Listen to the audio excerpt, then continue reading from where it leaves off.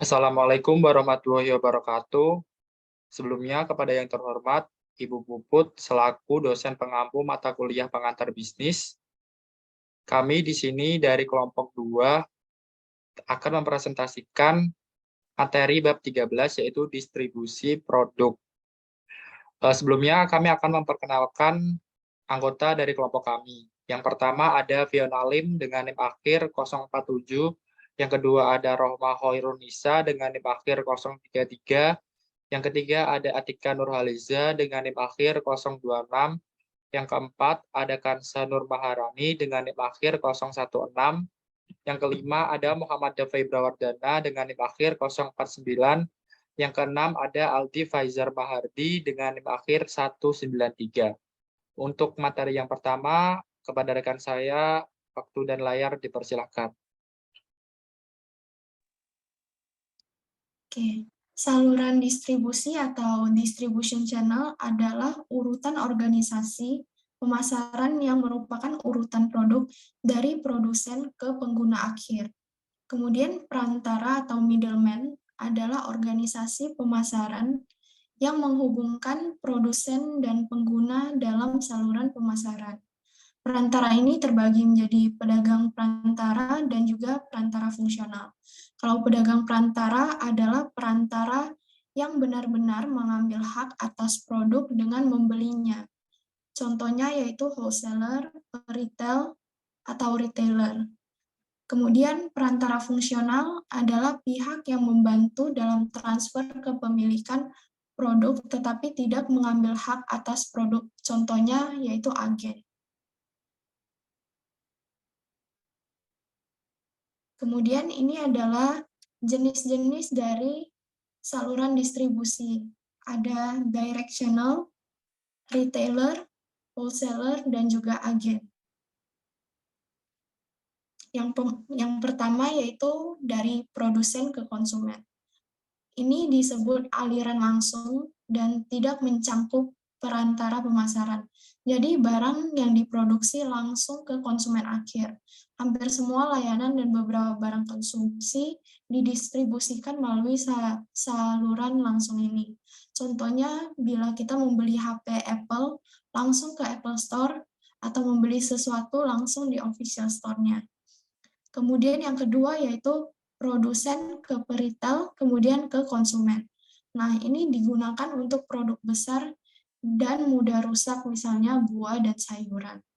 Yang ketiga yaitu produsen ke pedagang grosir, ke retail, dan ke konsumen akhir. Nah, ini biasa disebut dengan saluran tradisional karena banyak barang konsumsi, terutama untuk barang kebutuhan sehari-hari, melewati pedagang grosir ini ke pengecer. Kemudian biasanya produsen yang menggunakan wholesaler ini karena produknya dijual oleh banyak retail, sehingga dia sendiri tidak bisa menghandle untuk mendistribusikannya ke semuanya. Kemudian yaitu produsen ke agen, ke pedagang grosir, ke retail, lalu ke konsumen akhir. Untuk produk ini tidak terlalu mahal dan sering dibeli, contohnya barang-barang Unilever. Tingkat ini bisa dikatakan sebagai tahapan saluran distribusi yang paling panjang, karena pada tahap ini, proses penjualan dan distribusi melibatkan agen sebagai perantara untuk mendistribusikan produk ke pedagang besar. Lalu pedagang besar akan menjual produknya ke pengecer atau retailer, yaitu selalu setelah itu baru dikonsumsi oleh konsumen akhir. Oke, retail yaitu adalah perantara yang membeli produk dari konsumen, yang membeli produk dari produsen atau perantara lain yang membeli produk, kemudian menjualnya kepada konsumen. Selanjutnya itu grosir, yaitu perantara yang membeli produk dalam jumlah besar dan menjualnya ke perantara lain. Yang selanjutnya yaitu agen, yaitu adalah perantara fungsional yang tidak mempunyai hak untuk memiliki produk dan mendapatkan kompensasi dari komisi yang dibayar oleh produsen. Selanjutnya akan dilanjutkan oleh rekan saya. Oke, baik. Selanjutnya saya akan menjelaskan tentang manajemen rantai pasokan. Yang pertama, pengertian dari manajemen rantai pasokan sendiri adalah kemitraan jangka panjang di antara anggota saluran yang bekerja sama untuk menciptakan sistem distribusi yang mengurangi efisiensi, biaya, dan redundansi sekaligus menciptakan keunggulan kompetitif dan memuaskan pelanggan. Next.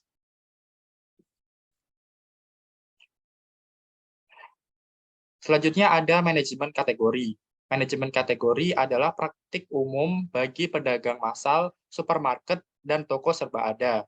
Jadi, melalui manajemen kategori, pengecer dapat bertanya kepada pemasok tentang bagaimana cara mengatur dan mengkategorikan rak. Banyak pemasok dan juga pengecer percaya bahwa proses ini meningkatkan efisiensi. Next. Kemudian yang ketiga ada manfaat manajemen rantai pasokan. Manajemen rantai pasokan dapat mendorong kerjasama dalam mengurangi biaya persediaan, transportasi, administrasi, dan penanganan. Ini juga dapat mempercepat waktu siklus pemesanan dan meningkatkan keuntungan untuk semua anggota saluran. Contoh nyatanya ada pada penerapan supply chain management atau manajemen rantai pasokan yang dilakukan oleh perusahaan Unilever. Perusahaan Unilever menerapkan strategi FIT yang merupakan gabungan antara strategi perusahaan dan strategi supply chain, sehingga Unilever dapat menemukan keseimbangan atau kemampuan merespon dan efisiensi yang mempertemukan kebutuhan dari target pelanggan. Next.